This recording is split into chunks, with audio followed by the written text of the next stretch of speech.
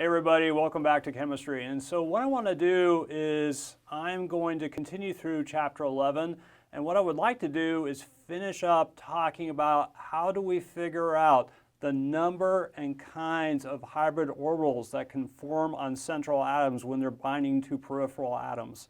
And then the last thing I want to talk about is a different kind of valence bond called a pi bond.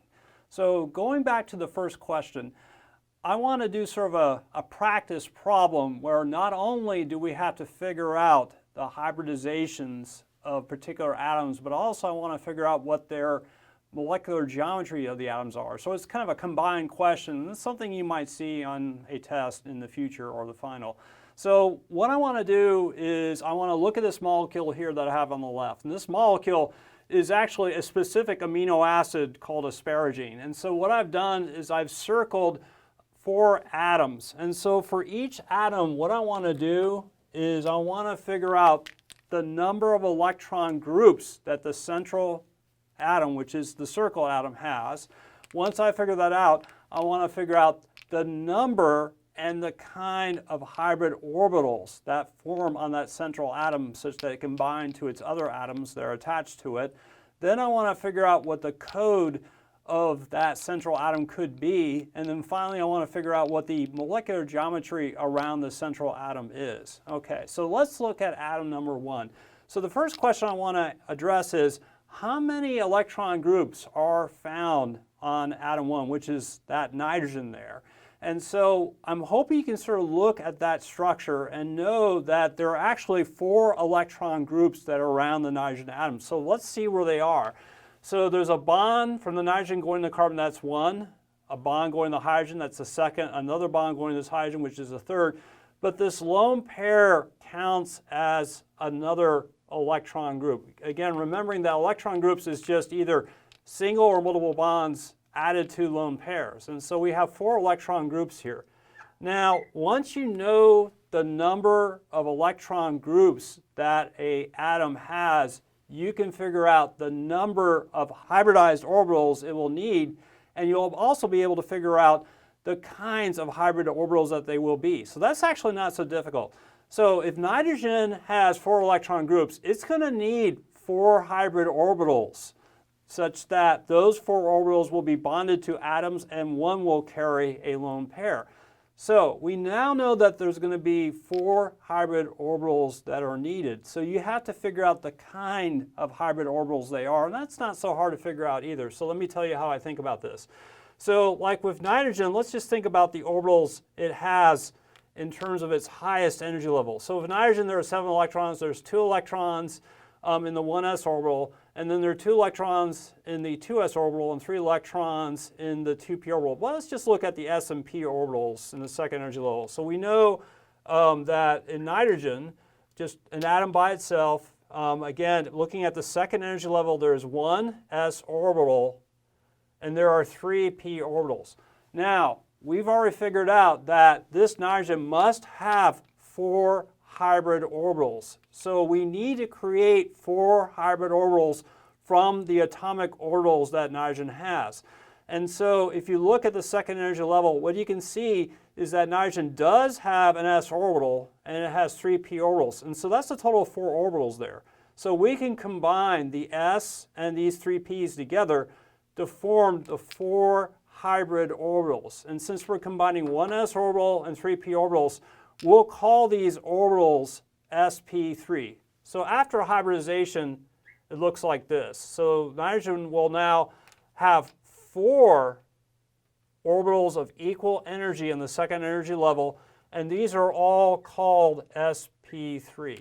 So here, hybridization, number of orbitals, we need 4 hybrid orbitals, and they're called sp3. Okay. Now, what is the code of the nitrogen atom? So what we want to do is we want to pretend that nitrogen is A and then look at what else is bound to the nitrogen. So you can see that it's bound to 3 other atoms, so it's B3, and then there's a lone pair. So the code should be AB3E. Now, what you'll maybe asked on a test is you'll have to figure out what word describes the molecular geometry around this nitrogen atom. In other words, how are the other atoms that are attached to it arranged in space? And so what I'm kind of hoping you might remember is that if you have a code of AB3E, you can look that up, but basically it describes something called a trigonal pyramidal molecular geometry. So let me write that here. So trig for trigonal and pyramidal for the nitrogen atom. Okay, so let's move on to the second atom here, which is a carbon. So first, let's figure out the number of electron groups that this central carbon atom has here.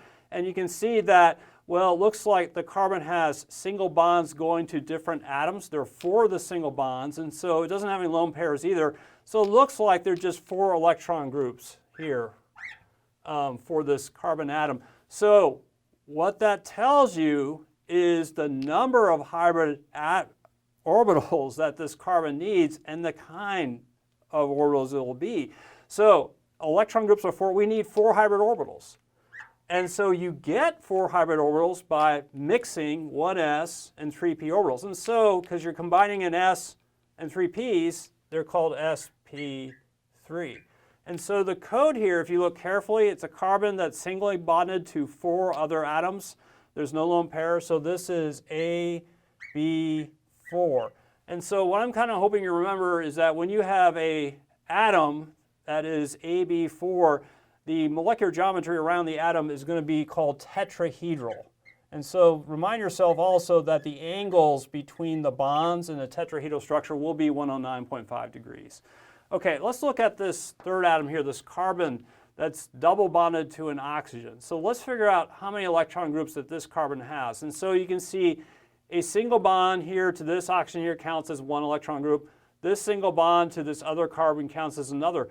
The double bond is considered 1 electron group. So whether you have a double bond or a triple bond, they're both considered 1 electron group. So this carbon really only has 3 electron groups. So that tells you the number of hybrid orbitals this carbon will create. And it's going to create 3 hybrid orbitals. And so what are the identities of these orbitals? Well, to create 3 hybrid orbitals, you need to grab an s orbital, an s atomic orbital, and you're going to have to grab 2 p's. You see, when you have combined 1 s and 2 p's, you have a total of 3, and they're going to be called sp2 because you're grabbing 2 p's and an s, and you'll have 3. So this is going to be sp2 is the hybridization of this carbon. So what is the code of this carbon? So again, the code reflects the number of atoms the carbon is bound to and any lone pairs that are there. This carbon has no lone pairs, and so it's bound to 3 atoms, and so it's AB3. So you might recall that when you have a geometry around the central atom of AB3, if the molecular geometry is going to be trigonal planar. Okay, so quickly what that would mean is that you might recall in a trigonal planar molecule that all the 4 atoms in AB3 are found in the same plane, and the angles between the peripheral atoms are at 120 degrees. So you can imagine that this carbon here is the central atom, this carbon and this carbon in the center, and the oxygen and this oxygen will all be in the same plane. And the angles from the carbon here to the oxygen and this oxygen to oxygen will be approximately 120 degrees. Okay, the last atom, this oxygen on the end here. And so this, if you look carefully, has a bond to a hydrogen, which is 1 electron group, another bond to this carbon, which is a second, and then it has 2 lone pairs, so there are 4 electron groups here. So what would be the hybridization? Again, you'll have as many hybrid orbitals as the number of electron groups. So we need 4 hybrid orbitals that can be created by grabbing an s atomic orbital and 3 p orbitals. And so you'll get 4 sp3 orbitals. So what is the code of the oxygen? It's AB2E2. And then the molecular geometry, you may recall, is that you're just looking at the configuration of atoms in space. So if it's AB2E2, it would be considered to have a bent geometry. Okay, so let us move on. Okay, so I have that question here on the slide, and all the answers are there. And so I would would encourage you to sort of look at that on your own if you can. Okay, here we go. Okay, so now what I want to do is I want to sort of move on to a situation you may run into where you have a central atom that does not have 2, 3, or 4 electron groups, but it may have more electron groups, 5 or 6. And so the question is, what are the number of hybrid orbitals that form in those situations, and what is their identity? So there on that slide, I sort of review what we already know, is that if you have a central atom with 2 electron groups, you'll need 2 hybrid orbitals. You'll grab an s and a p, and then you'll form these 2 sp orbitals, or called sp orbitals. And you can find these, say, in a BeCl2 molecule. And so also, there's a situation for 3 electron groups and 4 electron groups. So the question is this. Let's say you're in a molecule that has 5 electron groups. So we saw an example of that earlier. It was phosphorus pentachloride, where you had 5 chlorines bound to a phosphorus, and there was no lone pair on the phosphorus. So it's an AB5 molecule. So it has 5 electron groups. Again, the phosphorus is binding with single bonds to 5 chlorines, and so you have 5 electron groups. So that phosphorus is going to hybridize. How many hybrid orbitals will it make? Well, there are 5 electron groups, and so it'll need 5 hybrid orbitals. Now, what is the identity of these hybrid orbitals? How are they made? So you know, for example, when you're making 4 hybrid orbitals, you pull an s atomic orbital and 3 p atomic orbitals, and you mix them together. So now we have 5 electron groups. We need to grab another orbital. So we have an s, and we can grab 3 p orbitals, and so now we'll grab a d orbital. Just one will be all that is needed. We'll mix those together, and we'll create 5 orbitals of equal energy, and we're going to call them sp3d. And now if you have a molecule with 6 electron groups, a good example of that is sulfur hexafluoride.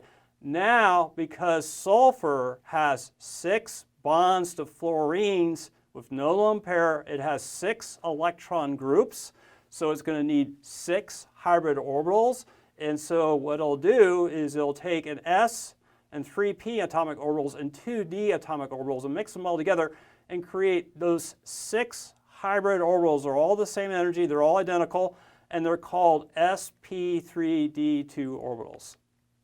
Okay, so one of the things you may have to do on a test is you may be given, say, a formula for a molecule, and from that you may have to figure out what the hybridization is. And you'll probably get a question like this on a test. So here we're going to look at molecules that have more than 4 electron groups. So let's just go through this and see where we go with this. And so here, the first one, we have arsenic pentafluoride. So I'm going to draw a Lewis structure just to make this faster. I'm not going to draw lone pairs around the fluorines, but it looks like this.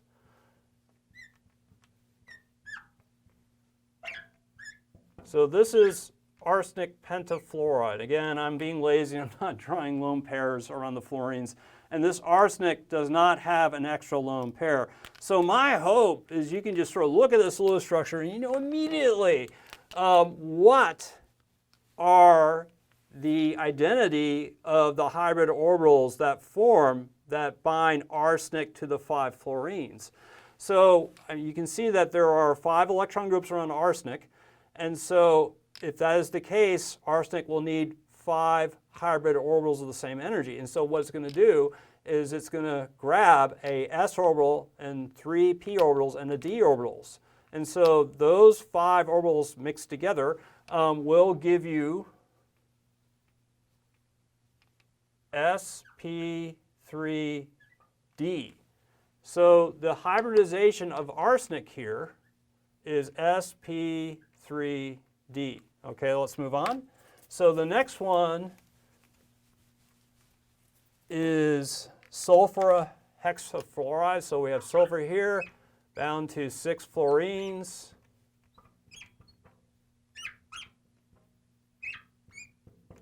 And so again, I'm being lazy and not putting lone pairs around the fluorines. So can you tell me what the hybridization of this sulfur atom is in sulfur hexafluoride? And again, 6 electron groups around the sulfur. We're going to need 6 hybrid orbitals. How do we create them? We're going to grab 1 s, 3 p's, and then 2 d's. And so sulfur in the end should have 6 hybrid orbitals of equal energy. 1, 2, 3, 4, 5, 6. Whoops. There we go. Here's 6 hybrid orbitals. And so these would be sp3d2. Okay, moving on. Next one, we have selenium tetrafluoride. So let me just draw the Lewis structure for this. Again, I'm going to not put in the lone pairs around fluorine, but selenium, just a note, has an extra lone pair that's bound to it. And so you can sort of look at this and immediately see that this is an AB4E molecule. Okay, but what we really want to know is what is the hybridization of the selenium atom. And so the way you figure that out is you look at the number of electron groups that the selenium atom has. And you can see there are 4 bonds and a lone pair, so it's 5 electron groups. Therefore, it's going to need 5 hybrid orbitals. And so if you grab an S and 3 P's and a D, that should do it. So here the hybridization of the selenium atom should be sp3d. Okay, the last one, how about xenon tetrafluoride? It looks like this. So we have xenon here, and there are 4 fluorines bound.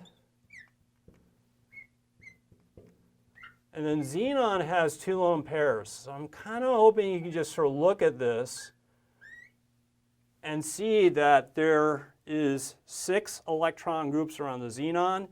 It will need 6 hybrid orbitals, and so the hybridization of the central xenon atom should be sp3d2.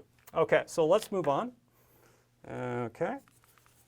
So here I have sort of a picture of what sp3d orbitals look like.